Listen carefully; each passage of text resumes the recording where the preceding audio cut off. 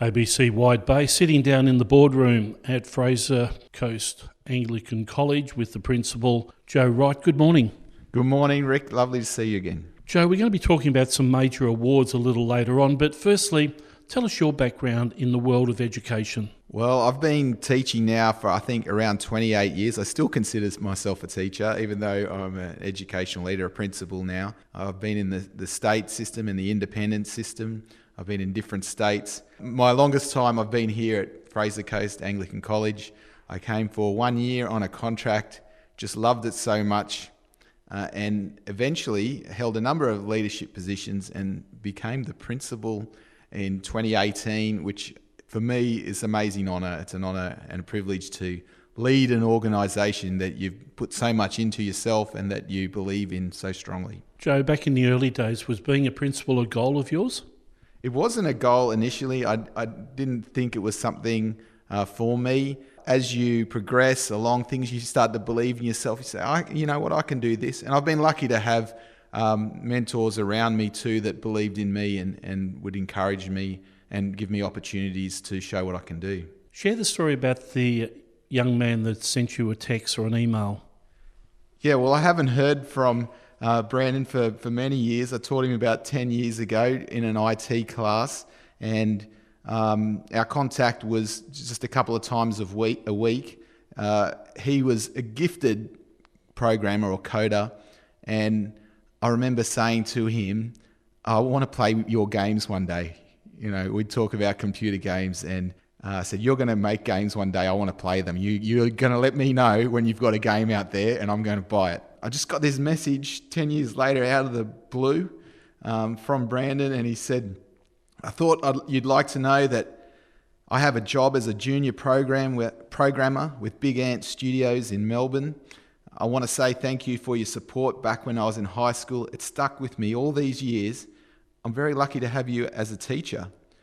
And it hit me right there, you know, like when teachers will know, listening to this, how powerful that is and makes it all worth it. You don't understand truly the impact you have on these students. And I was lucky to hear from Brandon. There's many teachers out there, they might not hear again from their students. And I say to teachers out there, when you're having a bad day, keep these messages, remember them, and remember there's a lot more that you haven't heard, because you do make a difference every day. You don't realize it at the time. It's like planting a seed.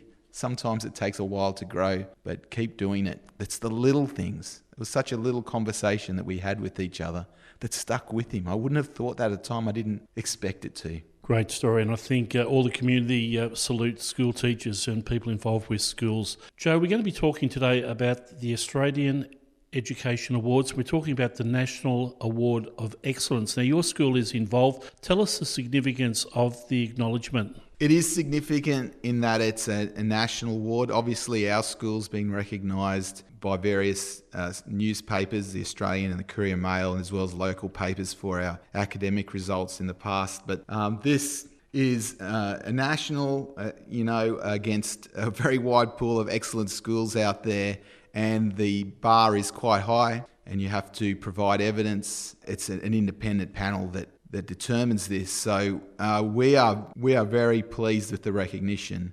I have to say, being a bit parochial, I'm not overly surprised. I've known for a long time that we have something special here, but it's great to see it recognised in this manner. Joe, you're talking about the criteria. What sort of information did you have to provide to prove that your school not only is excellent, but a little bit different to some of the other schools? Well, firstly, you have to provide your academic results, and a lot of them are publicly available. So schools can say they get great results, but publicly available, you need to be able to go in and prove it. And that we can consistently here at the school, we get academic results much stronger than a lot of metropolitan schools. For example, in NAPLAN, we're always above the national average in all of our tests.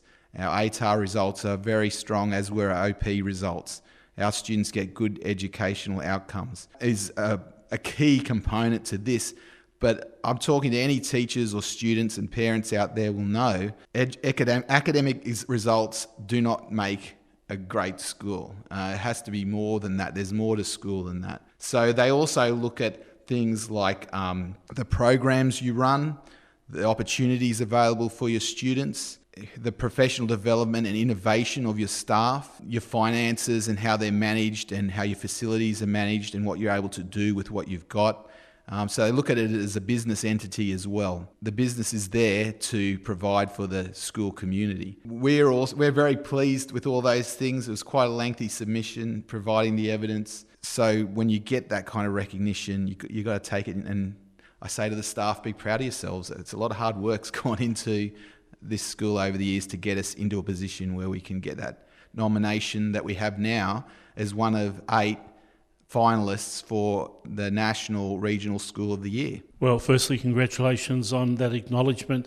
Joe, you were talking about how schools have to evolve. There's constant changes. Tell us about the wellbeing side of things. Well, wellbeing is a huge concern for educators and schools all across the country, and that was before the pandemic. We're very worried. We're seeing a large incidence of children with anxiety issues, depression, eating disorders, a whole gamut of mental illnesses that we are trying to manage within our schools. And it doesn't matter where you are or where you come from, mental illness can affect anyone.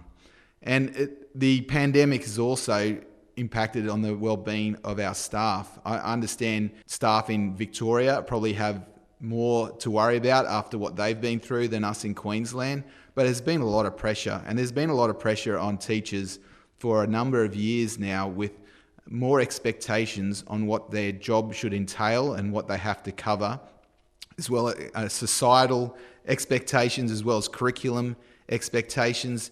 And also, I think before the pandemic, they probably don't feel as valued by society as they should. I think the pandemic showed just how important our teachers are.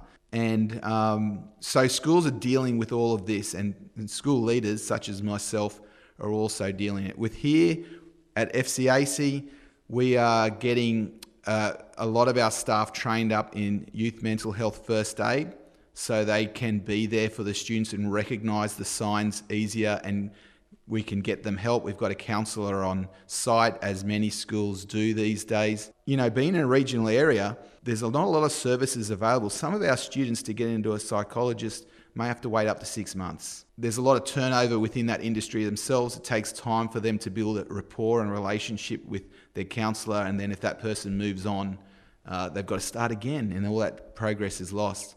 So schools are dealing with this. They deal with it well, but I just want, I guess, people out there to understand teachers are doing more than what's being done in the classroom, in the playground.